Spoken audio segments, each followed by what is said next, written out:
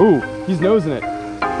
He ate it again? Are you kidding me? Oh, there's a bass swimming with him. Oh my gosh. Hey yo folks, what's going on? Welcome to the Fishing Norm YouTube channel. Comment days popping up down below, so make sure you guys hit that subscribe button and the bell. Leave a comment down below on this video for your chance to be next video's comment of the day. We are on the road to 150,000 subscribers, so if you guys can hit that subscribe button for me, that would mean the world. But today we are here at Walmart and all the parking spots are taken up because of this whole coronavirus thing, guys. I just want to say, be safe. I know my city goes in curfew tomorrow. We're not allowed to be out past, I think, 7 p.m. or 8 p.m. or something like that, which is crazy, guys. I just want everybody to be safe and practice their social distancing. And by that, I mean go out fishing. Nobody is out fishing. You're far away from everybody. The only things around you are fish. So that's what I'm doing today. And we're gonna be talking about how to always catch fish in the spring. So in my opinion, guys, spring fishing is probably the best time to fish, like year round. I absolutely love the spring. And spring fishing, I break it up into 3 separate parts: pre-spawn, spawn, and post-spawn. So before I show you guys the lures I like to use this time of year, it is important to know what pre-spawn is, spawn, and also post-spawn. So pre-spawn is when these fish are feeding up, trying to get fat for the spawn, because when fish are on beds, they're not necessarily looking to eat, they're just moving things off of their bed, so they like to get really fat before that. So this is honestly the best time of year to catch a massive fish, is in the pre-spawn, because they're gonna be really fat, feeding up on bait fish, and I'll show you guys my 2 favorite lures for that once we get inside. Then once we move to the spawn, which is bedding season, my favorite time in spring, fish will be on beds guarding their eggs, which is a very unique situation to actually sight fish for bass, which you don't get to do a lot of times of the year. So I'm taking full advantage of it this year. And post spawn is after those fish move off their beds. They're normally really skinny after this part, and they love feeding up on bait fish after this too. Top water, all that kind of cool stuff. So those are like the 3 parts of spring, but I include them all in spring fishing. But we're gonna go inside. I'm gonna show you guys my favorite lures to use for each part of spring, and hopefully you'll learn something very valuable out of this video, and we're gonna go catch some big fish too while we're at it. So let's go.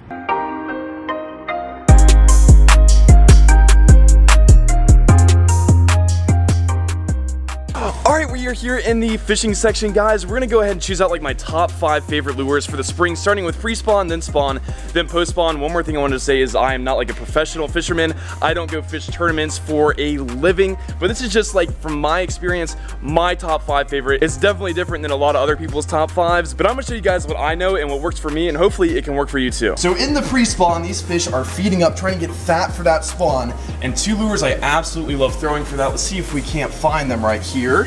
You guys probably already know what lure I'm going after. It is one of my all-time favorites, and it is a lipless crankbait like this, but that's not my favorite color for this time of year.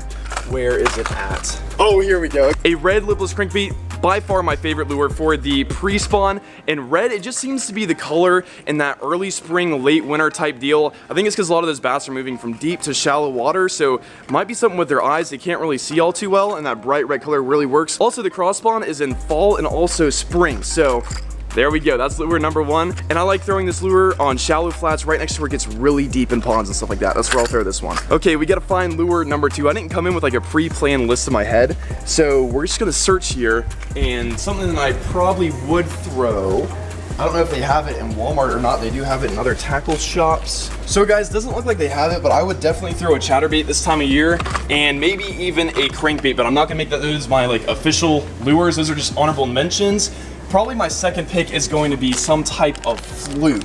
And a lot of times I just go with these plain old white pearl flukes right here. Those seem to get the job done just about every single time. So these are my 2 pre-spawn lures. Now we're moving on to the spawn. So we're talking bed fishing here. And one of the most important points of bed fishing is that you can throw absolutely anything on a bed and a fish may or may not bite it. I've caught them on big swim baits on beds, and I've caught them on little tiny Ned rigs. Every single bedding fish is different. So if you guys are bed fishing, my biggest recommendation is to bring the whole entire tackle box and switch through lures, because you can throw 100 casts on a single fish, but then you switch up your lure once and they'll bite it first time going in. But I'm gonna show you guys like my 2 favorite bed fishing lures that they have here in Walmart that more than likely 9 times out of 10 you're gonna be able to catch them on. All right, so when I'm bed fishing, I love any color that you can see really easy in the water, and that's gonna be the bubble gum and stuff like that. It's crazy how much easier it is to see this than something like a watermelon red in the water. That way you know when the fish has it when you're sight fishing. So this is easy gonna be pick number 1. I'd also Maybe go with some of those if you guys like white instead of this,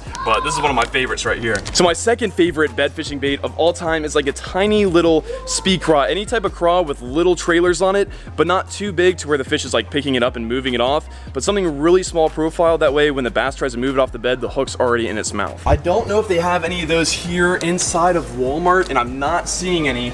I have some in my truck so I can show you guys later, but if I were to choose something from here, something about crawfish on beds, bass absolutely hate. You could even put these craws like on a jig, on a Texas rig, a shaky head, anything like that. But yeah, craws and then any type of really bright lure that you can see when they eat it, perfect for bed fishing. Our fifth and final lure, we're moving on to the post spawn, and I feel like post spawn you can pretty much catch them on just about everything because those bass are just hungry and they're feeding. But my favorite thing to catch them on post spawn is right around when that top water bite, for me at least, starts getting fire. And by top water, you guys already know what lure it's gonna be. I'm talking about a top water frog, guys, and I love just going simple with like the natural colors, with a green. I sometimes have a white frog and I sometimes have a black frog. I really don't do any other colors besides that. So something probably like this frog right here would get the job done for me on top water, and that's what I'd be throwing right when those fish move off beds. So guys, those are my top 5 spring fishing lures. We're about to head out to the water and go actually put some of these techniques to the test, that way you guys can see a little bit more how I'm actually fishing my favorite spring fishing lures. But yeah guys, I'm also giving away all the lures I just showed you guys. All you guys have to do is be subscribed to the channel and leave this video with a like. I will choose the giveaway winner next video. But without further ado guys, I will catch you at the pond. Let's go. Here we go. We're gonna cast right out here. I know it gets super deep and it kind of comes up shallow. Ooh. Guys, they were just chasing shad up here. Holy cow, that bass just went ham on that bait fish. I'm gonna try throwing my, oh no. Oh, I got him. Oh snap, that's a good bass, guys. That's a good bass. Oh, I saw him blow up on those bait fish. I casted my rattle trap in there. Oh my gosh. Heck yeah, guys, look at that. I mean, that is a fat, healthy pre-spawn bass. That's what we were targeting out here. Was the ones that have not moved up on beds yet in the shallow water. And I mean, that is a nice, healthy one. We're gonna go ahead and let her go. Nice.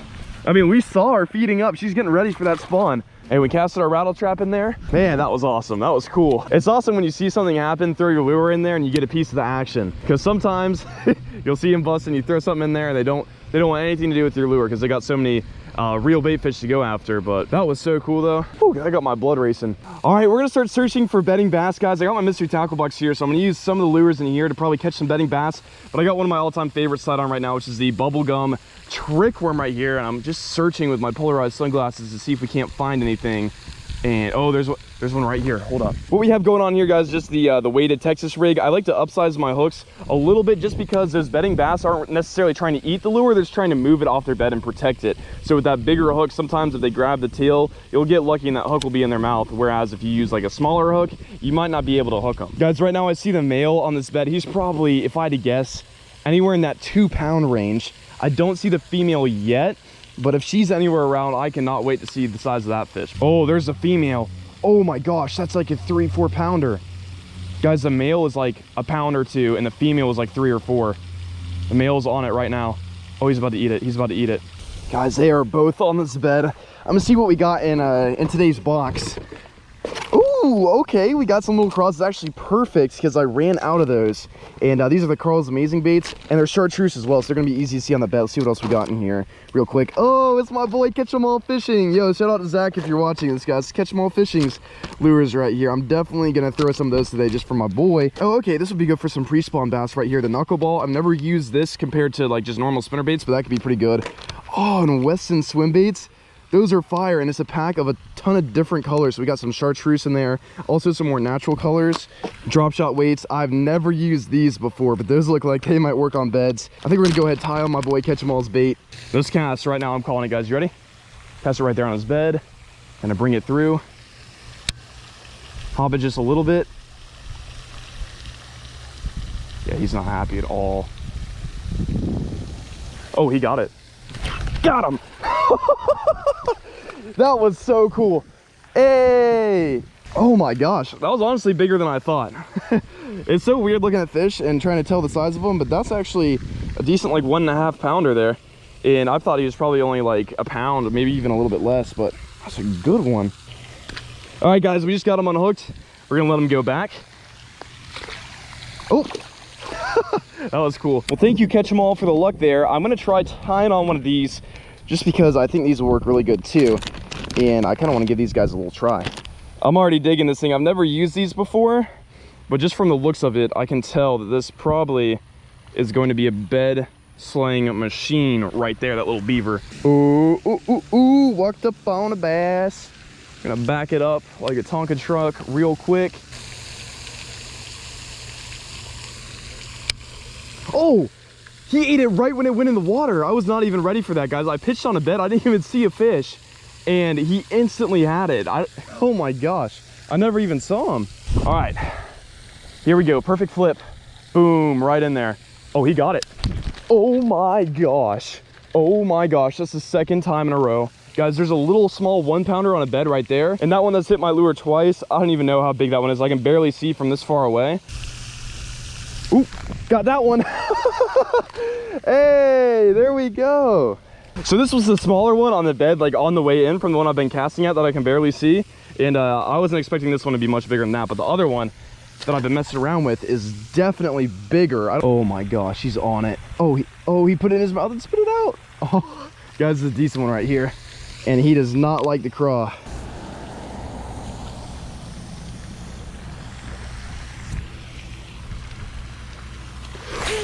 Oh no, I did not just do that.